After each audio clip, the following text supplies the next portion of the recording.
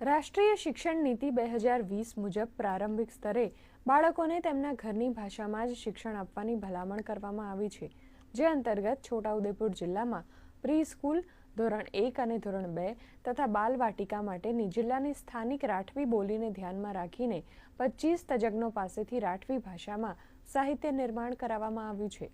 આદિવાસીઓની વસ્તી ધરાવતા ગુજરાતના 17 જિલ્લામાં આદિવાસીઓ તેમની સ્થાનિક ભાષાને સમજી શકે અને બાળકોને અભ્યાસ સરળ પડે તે માટે આ પહેલ કરવામાં આવી છે।